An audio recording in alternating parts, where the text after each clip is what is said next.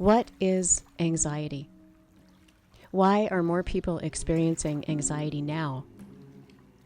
How do we manage anxiety? And is it possible that anxiety is useful?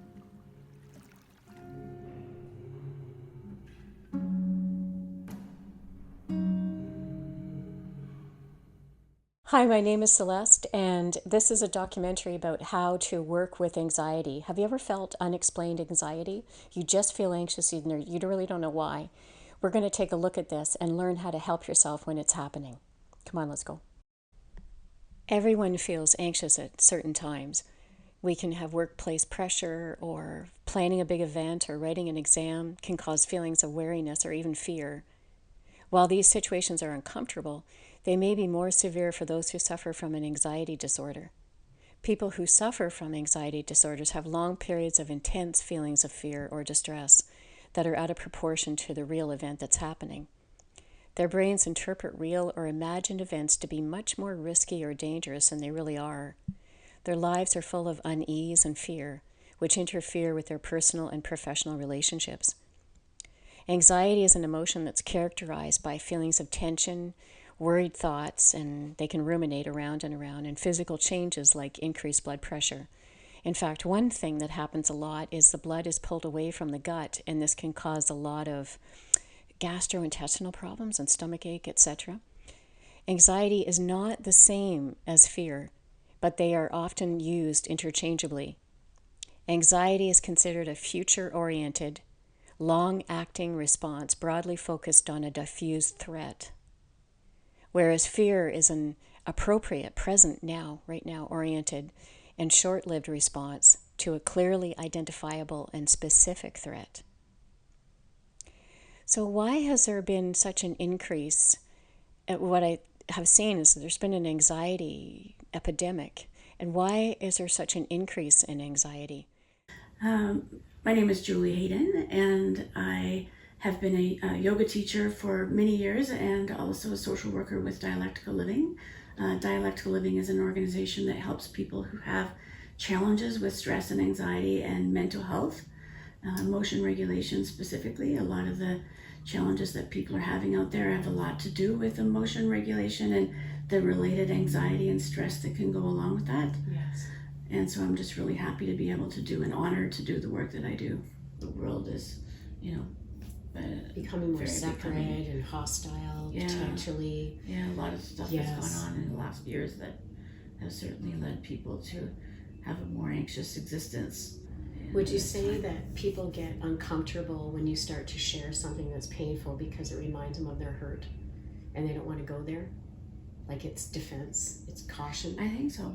Yeah. Like risk management, like, oh God, yeah, because we I'm in a also bad live in a marriage too, I culture don't want where to hear it's like, this. have a problem, take a pill.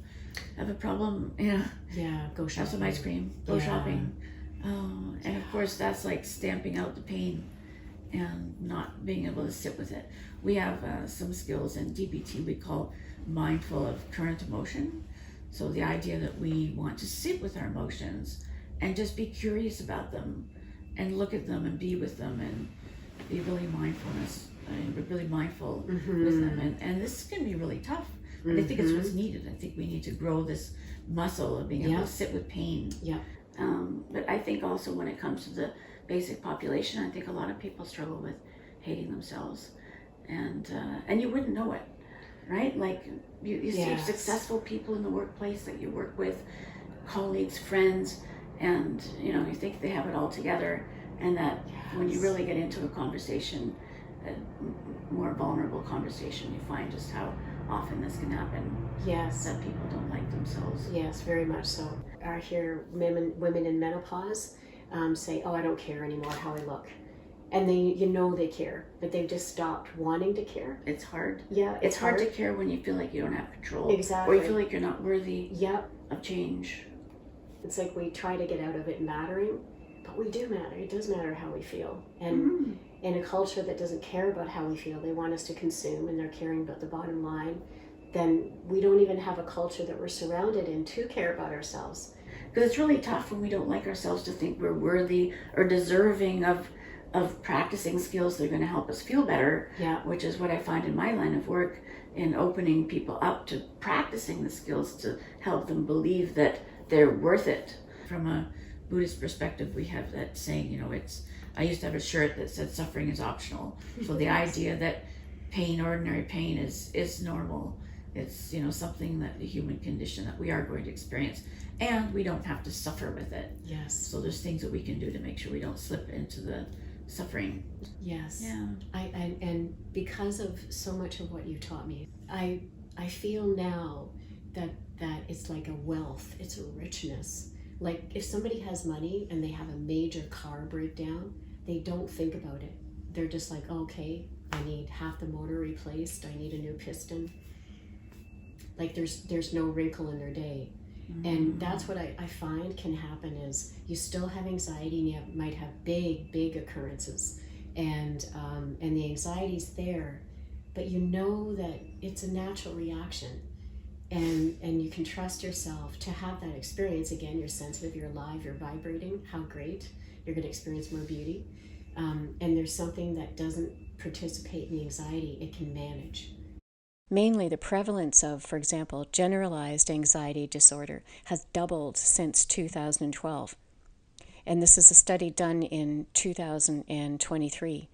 The study found that the proportion of Canadians aged 15 years and older with a generalized anxiety disorder, GADS it's often referred to, doubled from 2012 to 2022, from 2.6 to 5.2%.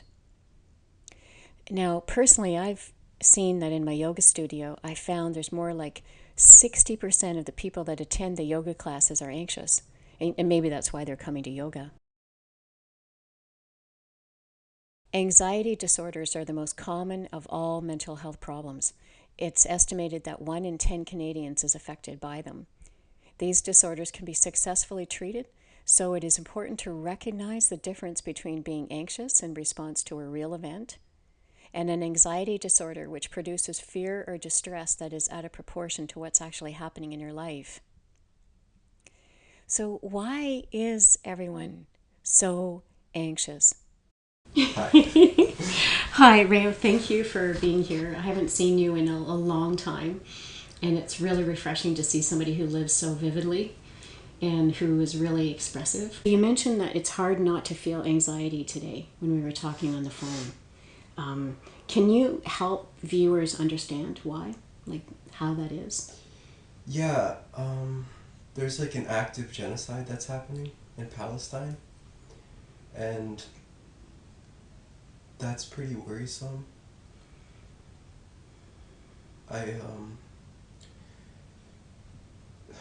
Israel is trying to occupy Gaza and further colonize Palestine, and I think that that would make any normal person depressed or anxious.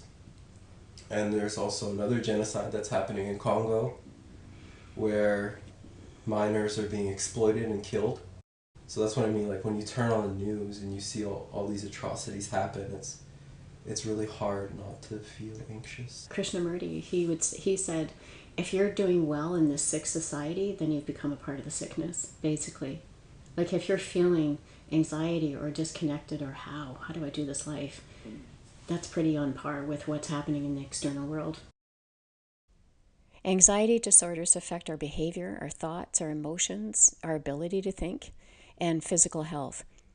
It is believed that a combination of biological factors, brain functions, personal circumstances, combined with social and economic factors cause anxiety disorders.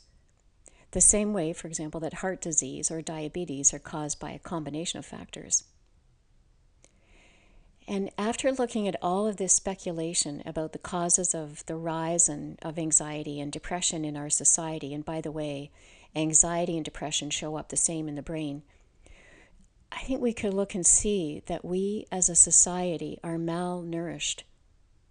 We are separated from each other, living in a world that is experiencing scarcity, whether it be scarcity of touch, scarcity of face-to-face contact, scarcity of breathing together, scarcity of beauty, scarcity of silence, for example. Scarcity shows up in so many aspects of our lives. We are far from tribe and fire. We are separated from nature and the natural rhythms of the earth. We live in an economy that has created scarcity. We have scarcity of money. There's scarcity of health, which comes from the scarcity of relationships that develop intimacy, closeness, and feeling connected. And there's also an innate scarcity in the realm that we live in that choosing one thing means we are not choosing another. We choose one path, and that means we're not choosing another. This is the defining gift of our incarnation, this ability to choose our path. What are we going to focus on? What do we desire? Yet choosing shows us that we have a use for this consciousness, our mind's energy. Choosing displays our free will, our identity. It is a vote for how we wish to live our life. We want to live a life that we care about. We want to create a life that is meaningful. Yet choosing one way means we can't choose another. So this can create a conundrum, a difficulty, because we have to know what we want to choose. And that in itself can create stress in a society that now has so many options. And then there's also in our culture what is often named as over-labeling. We label others all the time. It helps us to compartmentalize situations and behaviors. Often we're actually communicating something about ourselves by saying, I'm not that. However, the fact that we label people by their behavior and characteristics can end up limiting our curiosity about a person. Our interest can end in exploring a connection with someone because we think we know who they are and that it might not align with our value system. Imagine others doing this to you constantly. It feels unfair, doesn't it? But we also do this to ourselves willingly. And above all, we should be the ones who understand that context, nuance, and a complex hive of emotions and past experiences are behind every label. Labels end up conveying something absolute. That's difficult to navigate away from once it's decided. Why do this to yourself and prevent growth in other areas? It appears that many people are identifying with a personality disorder and then representing it. Why? This is the camera person. Yeah. Hi. Do you feel some need for validation about the way that your mind can feel? Because let's say you said to somebody, I just can't come today, I'm really depressed. And they might be like, you depressed? Like they might not believe it. Yeah. Do you think it's relevant and it's helpful to identify that this happens? I wondered if because of the way you are, someone might think, you depressed? And it's so like it's not helpful.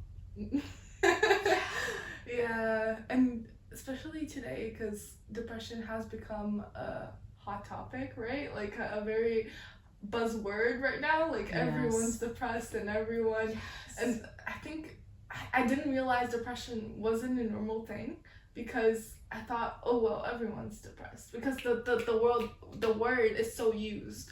But then you have to realize, well, everyone feels sad and everyone is depressed sometimes, but it's not. I don't feel like everyone. It's different. Yes. Like it goes Yes. to an extent that it's different from what people experience.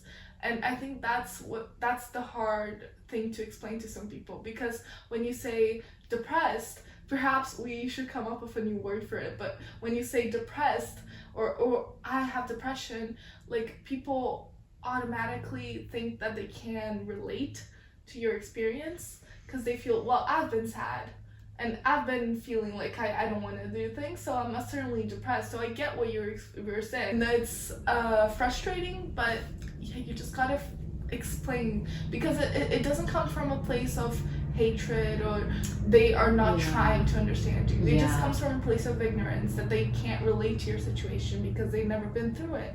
One thing I've noticed with mine's anxiety, and they both show up the same in the brain, anxiety and depression, is when I start to feel anxious, to kind of bring somebody on board, like to help them understand, I get really anxious sometimes.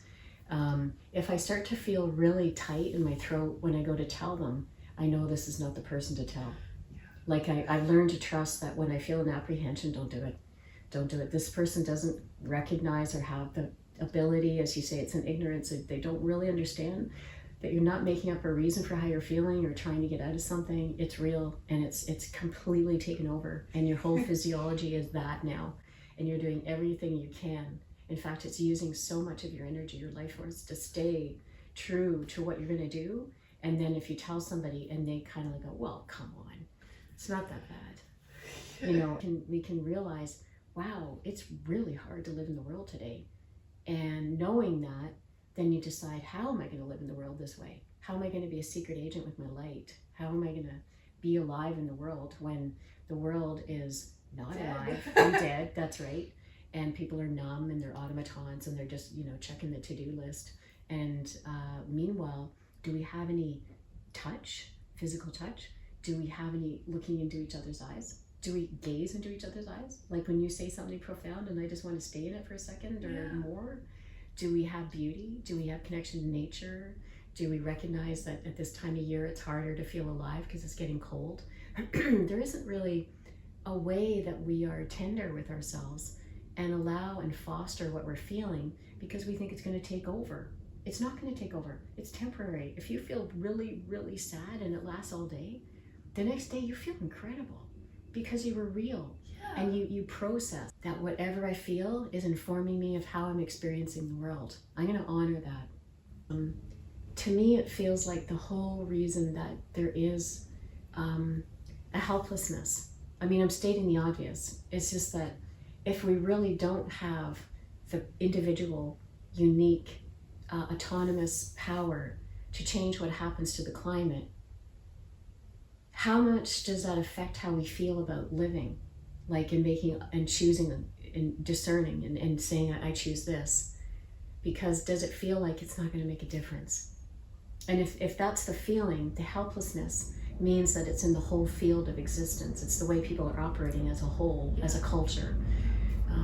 And that I feel like is our greatest task as an evolving human right now, is to recognize, yes, we're screwed, and here's what I'm choosing. Because anxiety is sincerely the field we're in. You're in an anxious culture. Yeah. And there's so much divide. There's so much divide. There's so much disconnection. So many wrong opinions, right opinions. Like you don't know what people believe, and people are so unwilling to listen. No one is willing to, okay, wait, let me understand you. Let me hear you out, you know? Mm-hmm. And even if you don't agree, at the end of it, you can just like, okay, yeah, I don't agree with you, but I'm glad I listened. Alan Alda used to say that he's an actor that was around a lot and still is. He said that when you listen to somebody, like you really listen, you might forget what you know because of what they know kind of infiltrates and evaporates what you knew before they told what they know. You could be changed and you could be upgraded to a new you that now knows something that now makes sense to you. You've had this new knowledge that you would not have comprehended because of how you see the world, and now you're being changed because of them. And people are so afraid of change right now, right? I think that's a big part of it as well, because people are lost and they don't want to admit that they're lost, because everyone is a little bit lost. Everyone is changing all the time, but we just don't want to admit it because we want to seem like we have it together, like we truly. No, we figured it out. We're the one that figured it out. And no, nobody did. Like, we're all just living. Can we acknowledge that we're all just living here in this scary world that everyone is fearing and everyone is disconnected? But hey, we're here together, you know? It is easier to become what you are told you are than do the work that it takes to develop who you are or to discover who you are. People are often hollow. They're awaiting cues from the outside environment to tell them who they are. If I say you can't help how you feel because you are borderline personality disorder, you are schizophrenic, fill in the blank, then you can give up accountability for your behavior and say you can't help it. That is not to say that people do not have a real mental illness. The discomfort and hurting are real. They show up daily, sometimes for most of the time. What is mutating or causing over-identifying is that the painful way that anxiety feels can lead to a speedy identification with naming how you feel that may not be true for someone. The popularity of many disorders means that there are more self-proclaimed cases in the culture and could sound like what someone says makes sense to you. Then you may feel relief that someone can explain why you feel and behave a certain way. We have seen a decrease in mental health in the last couple of years, and this has greatly helped the increase in mental disorders. So although this is happening, many people, especially in the online world, start to mislabel themselves as having a specific disorder as a way of escaping, a form of escapism. Not intentionally, not consciously doing it. When you can identify with how someone feels, there is a feeling that you can trust that how you are feeling aligns with another person. Many people experience anxiety and it keeps them from living a healthy and peaceful life. Like they can't even go to work, or they can't go out, they can't go to social things. And so their life becomes smaller. It really shrinks because there's just so many things that they're capable of doing. And it's almost like they have to just do the stuff they have to do, like work. So there isn't even a balance, work-life balance. Specifically, it can cause them to feel like they can't even trust themselves. I think trust is a big thing. Trust themselves to do the things that they want to do. So Julie, can you explain what happens in our brains when we experience anxiety? What happens there? And so what happens in the brain, and I like to explain it with the hand model. So Perfect. the hand model is, most of the time we wander around like this, right? This is our head. Our prefrontal cortex is this part with our fingers over what we call the amygdala, the emotion center of the brain. And so those two parts are connected, and they stay connected as long as we're, wandering along and doing okay and unstressed and in a good place and not experiencing a lot of anxiety. Then we have these parts of the brain connected. And this part of the brain, the prefrontal cortex, is responsible for impulse control, emotion regulation, top-down planning, good decision making. And so what happens when we have stress, big emotions, anger, fear, sadness, even love, it can be an uncomfortable big emotion, Right. and can cause a sort of disconnect. And so we flip our lid, and what happens is that then these parts of the brain are no longer connected, and then we no longer have, or offline, let's say, right? The prefrontal cortex is offline. So at that point, we no longer have that part of the brain that says, maybe I shouldn't have the second or third glass of wine, or maybe I shouldn't say that to someone, or maybe I should, be able to regulate my emotions more. But it just can't happen when we flipped our lid. Right. So oftentimes this is when people have a really hard time, and getting this back connected and together has a lot to do with so many things that we can do that can help our brain and these two parts of the brain to come back together. Right. Things like yoga and mindfulness and dialectical behavior therapy, of course, which is what I do, which really helps to bring these parts of the brain back through distraction, mainly, which is a very different approach from approaches from years ago. We used to try and think things through, right? Let's just sit down, talk about it, think through it. Right. And when we have really big stressful emotions, we flipped our lid, it's impossible to think through it, because the thinking part of the brain, which is this prefrontal cortex, is offline.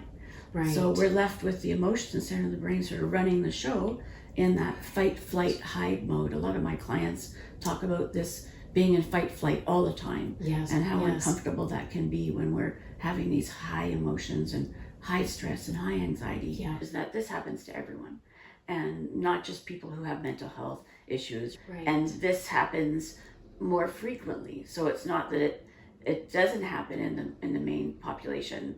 It's just that for people who struggle with big emotions and more anxiety and are more predisposed to these kinds of things, that this happens more frequently and more intensely. So there's this concept of going up more quickly and not being able to return to baseline as quickly as, say, the typical person who may not experience as much of sort of ability to regulate their emotions. Everyone has this happening, right? It's important. And you touched on, mental health as a concept or construct, and that using those words might feel invalidating for someone, or feel like it can't be fixed, or the medical model, which is sort of sick and needing fixing, and perhaps it's managing things in a different way.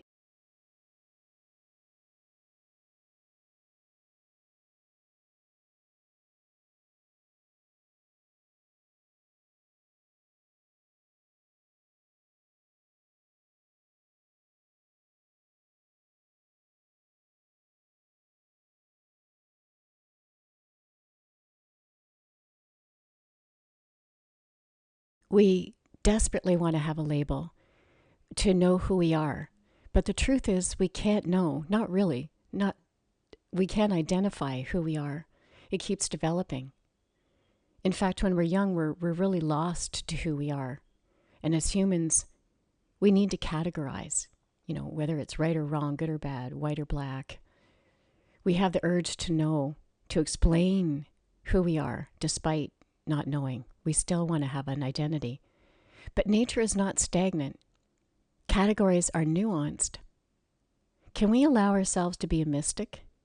Meaning, can we sense, and feel choices as we go in our life that are true for us? Can we allow ourselves to enjoy the process of our ever-evolving nature? We're going to have bad hair days. We're going to have bad days and very bad hair days. You should have seen mine this morning. Yet you are still in there and being shaped into the ever-evolving you. And this requires trust.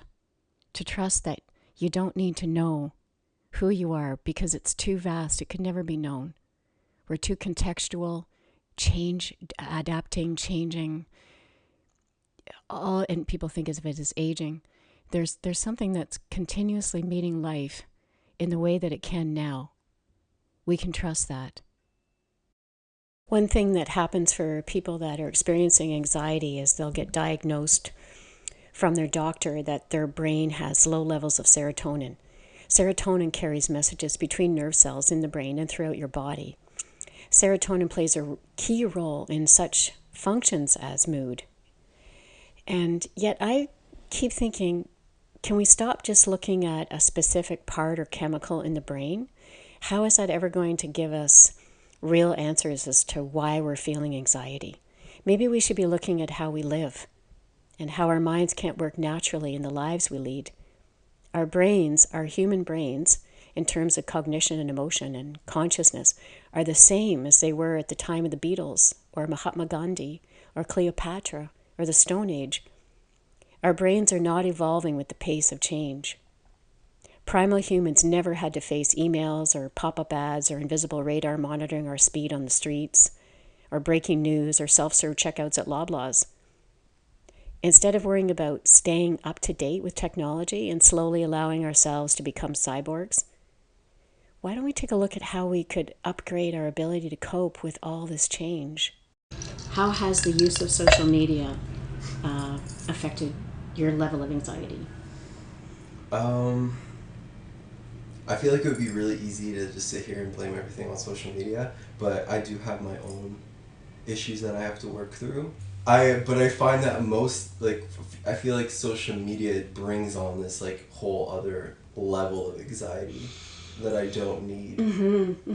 Yeah. And I just find that there's this whole obligation to keep up with relationships that don't serve you anymore, or keeping up with people. Yes. I mean, it's kind of time consuming and just unnecessary. I don't need to know what everyone is doing all the time. And honestly, I don't care. Yes. Yeah, I think that's just how it ties into my anxiety. It's just it's time consuming, and then I think a lot about what I'm doing with my time, or I just want to be more intentional. Because you only have one life. When did you realize that social media, for example, was becoming a problem? when I started blacking out. No, I'm being serious. Like, sometimes I would just, like, go into the void of my phone, and I would just be like, how is it 3 a.m. right now? Like, it would just be like that sometimes. I don't know. Yeah. So the time would just be gone. Mm-hmm. When I was in Costa Rica, I was in the primary rainforest, and the bugs are so loud that it's like being in loud traffic of bugs, like just the sound of insects. And I left my cell phone in Toronto, and it was my third day in Costa Rica, my first day in the primary rainforest, and I heard my cell phone ring. Okay, because the sound of a bug was similar, but my brain was like, oh, my phone. I'm in the rainforest. Like, I actually was primed to be listening for that ring. So I found that as much as I don't use my cell phone much, I find that when you have the luxury and the privilege and you're able to not take care of business or anything, family stuff, does the mind is it still intact when it's had so many pulls on its attention? Do you think that's kind of mutated our capacity to concentrate? Or Oh, yeah, for sure. I feel like it's affected our attention spans and our receptiveness. When I was a kid, I never really thought about how I looked as much as I do now, or like having social media. I feel like I was thinking about how I looked a lot more. I think there was a loss of innocence there. Yeah. So instead of feeling your grace or your expression or your talents or your skills, your ability, you're actually thinking, okay, how do I look? Yeah. How's this going to come across? So I find we get so extraneously aware of ourselves instead of just what we're bringing to the table. So how is your journey in social media from the moment you started using it to the moment you decided to remove yourself from it? I feel like I just have more freedom and less bugs, as you would say. Like, just the bugs, like the constant buzz of like all these different thoughts. Yeah. But like now I just feel kind of more calm. I care less about what like other people think of me. I'm like really dressing for myself. I notice that social media keeps us from discovering and feeling who we are. It becomes difficult for people to know who they are or what they need. People are really, it's horrible to be needy in public. Has removing yourself from social media helped you know yourself better? Oh yeah, 100%. It also made me more like assertive. Like I feel like I'm like less of a people pleaser in a lot of ways. Nice. I just feel that I'm reconnecting with like my true self and the things that I like to do, and I have more time to do them. Nice. How do you feel human connection has changed with the use of social media? We've become very desensitized. When you see these atrocities happen, I want to just circle back real quick. Yeah. You, like, for example, like on Instagram, you see like IDF soldiers doing like these TikTok dances, or like just making light of such a horrible thing. Like, they're killing people, and then they're also like making like these trendy like TikTok dances, and it's like, well, like, is apathy like trending now? Like, I don't understand. Like, It just never really made sense to me. Yeah. And that was kind of like a huge like sign that something's off here. I've been kind of lucky in a lot of ways, that I have like a really good support system. Nice.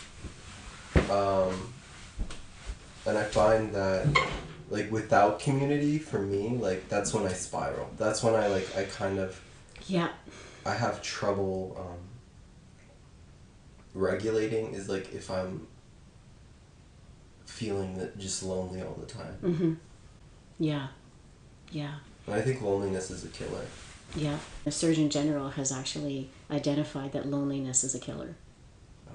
It is taking people down. It's really affecting their ability to live and to stay here and to engage and to have a dynamic of exchange with other people, because it's so fearful to even try.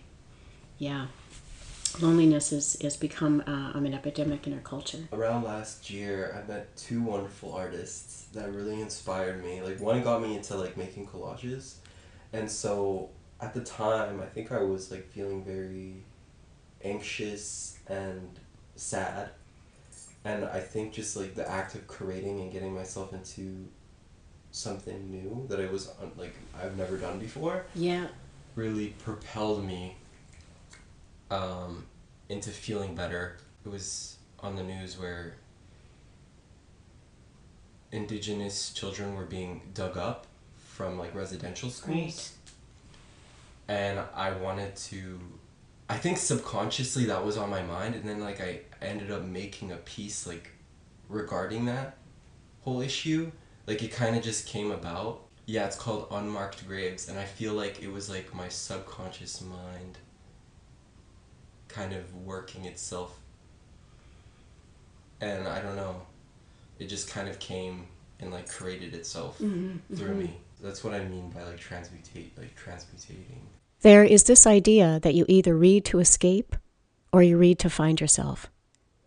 I don't really see the difference. We find ourselves through the process of escaping. It is not where we are, but where we want to go and all that. If there is a way out, a way that isn't death itself, then the exit route is through words. But rather than leave the mind entirely, words help us to leave a mind and give us the building blocks to build another one, similar but better, nearby to the old one, but with a firmer foundations, and very often a better view. The object of art is to give life a shape, said Shakespeare.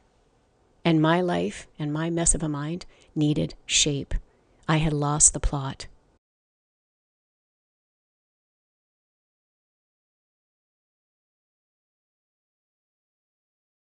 If you find that you have like this anxious feeling, you can like create something, and it's just like beautiful, like turning something like negative into something positive.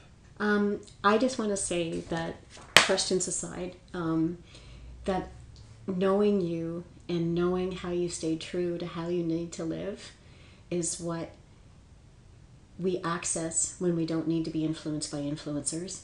There's nothing wrong with influence. Sometimes it stokes something in us that we need to access. It's that I love being with you, and there isn't a hollowness. There isn't something that's seeking or wondering or asking questions. When I'm with you, I feel like you're asking curious questions about life in general to discover, but not to find out who you are. And that's really refreshing. Oh, thank you. You're welcome.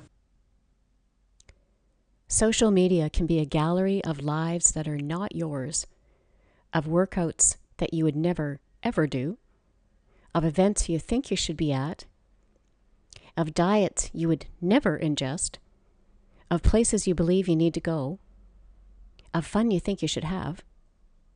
How about cutting yourself a break and sit in stillness with the art of you, with the mind you were born with?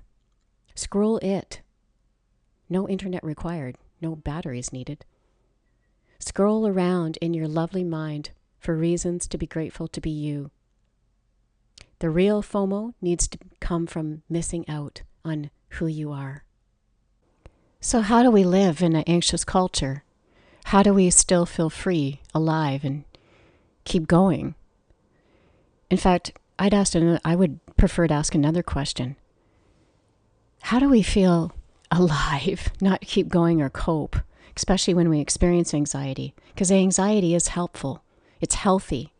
We all experience anxiety, and it's showing us that we have a need, or it's showing us that we don't know how to be in the world at this time, the way it is, or with the person, or the environment, or the job, or the culture. So what do we do with this anxiety, since it is ultimately helpful? When you're experiencing anxiety, pause. How do you pause? Well, just like pressing a pause on a recording, how can you stop the voice in your head that's cultivating the anxiety, that's causing you to doubt yourself, question yourself, criticize yourself, or not believe that you can be here the way you are? It's okay to be anxious. It's natural. Again, if we can realize it's revealing a need then we can pause. We can have compassion and say, wow, this is hard. So why is anxiety helpful? Best question yet.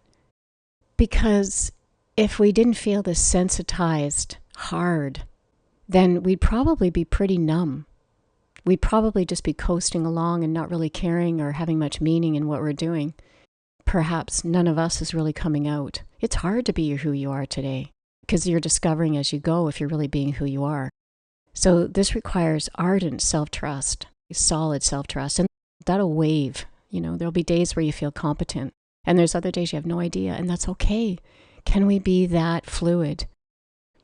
Can we recognize that when we experience anxiety, it's showing us we need help?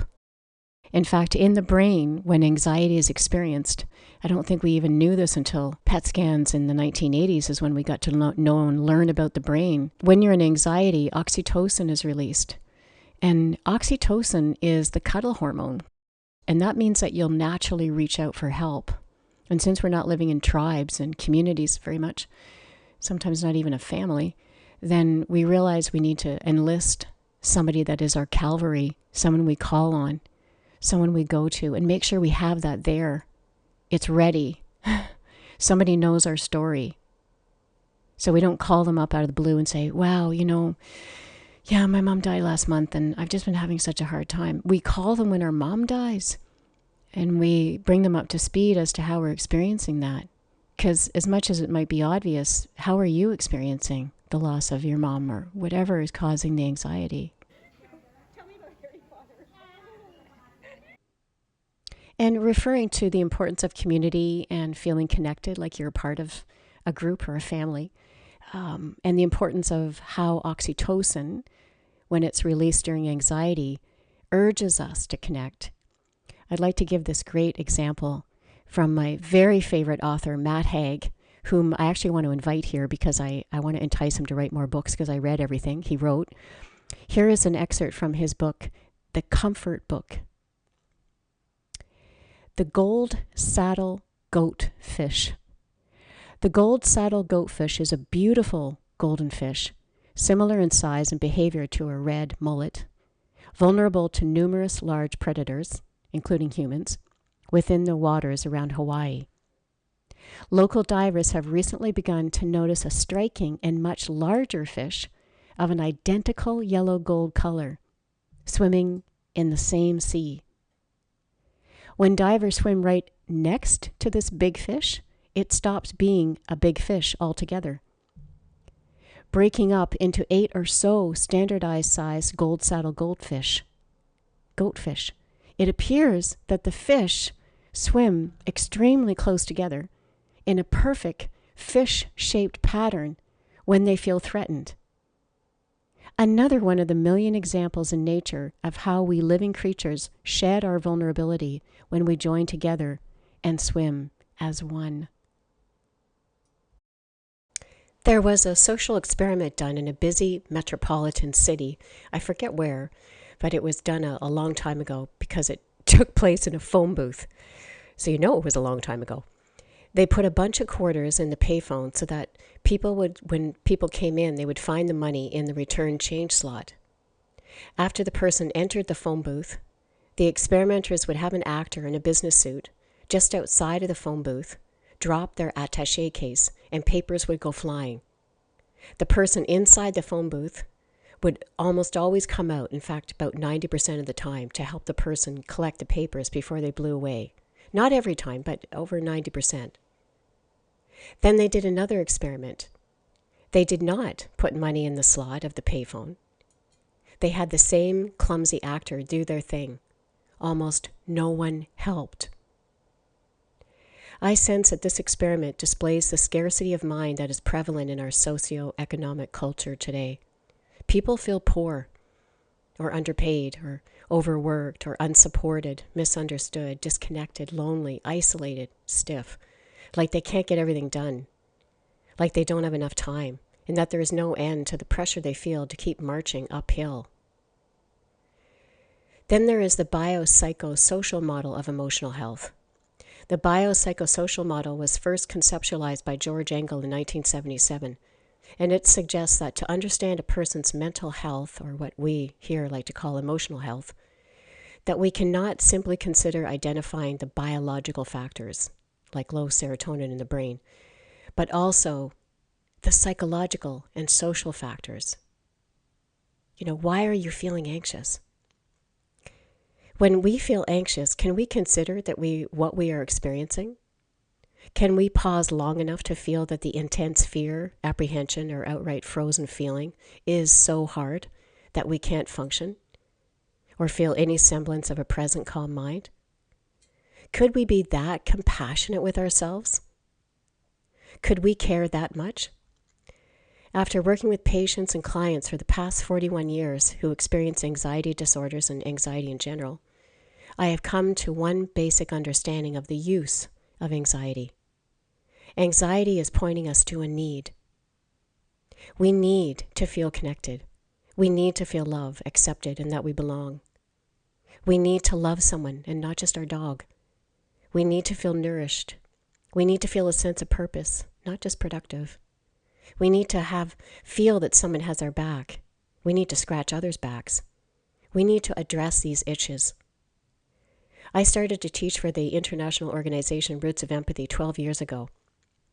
When I came in the classroom, the little girls who were 7 to 8 years old, I was teaching grade 2 and 3, would run up to me and hug me, and I would be surrounded. They did this every week. I loved being mauled once a week. In fact, I scheduled my yoga classes right after I would teach for Roots every week to share the fabulous vibe and the stories I would have about the children. Now, today, I'm not allowed to hug the children or touch them. They are discouraged from hugging me, although I don't actually know if they are told not to hug. I only know I haven't been touched in 7 years. Non-touching is a cultural norm now. We need to touch. Hands are the landscape of the heart, the Dalai Lama said. Feeling how you feel when the anxiety arises is a form of touch. You touch down, yes, just like football. You touch down and go into that finish line of the feeling of the anxiety. You pause there. You are not the feeling of anxiety. Anxiety is happening to you. If we can be willing to pause and feel the anxiety, there is a space, an escrow, that can feel anxious without actually believing the anxiety. It's like you're in a storm and you know you're not the wind.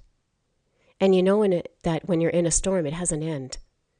And you get really interested in storms and how they happen and when and what contributes to them. You get to know your own storm fronts and inner weather patterns that create the storm. You become so informed about how it feels to be you that you stop feeling too sensitive or not able to function in this world and realize it's hard to function in this world. And knowing that knowledge, that knowing, fosters a willingness, an interest to discover how. Perhaps, without a universal recipe for how to manage anxiety, we are our own best laboratory.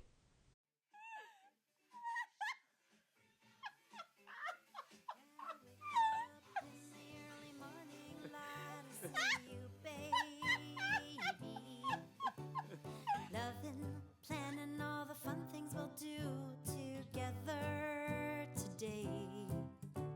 We'll take a walk around the block hand in hand. Then we'll go see our favorite band. It may seem like a simple plan, but I'll see you, baby. You'll see me, baby. I'll see you, baby. You'll see me, baby. We'll shuffle down, all passing on, you and me, baby. Stretch and walk barefoot down mountains together today. We'll smell the blooming flowers one by one, eat and play frisbee and soak up the sun. It may seem just like simple fun, but I'll see you, baby. You'll see me, baby. I'll see you, baby. You do that. Okay. Okay, I like it. That. Okay, so like this? Like that? No. What?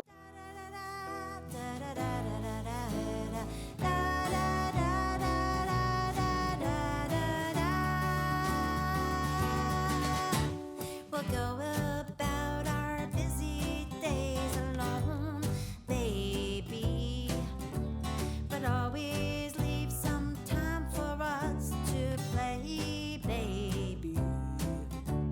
And when we spend too many weeks apart, we'll always have each other in our hearts.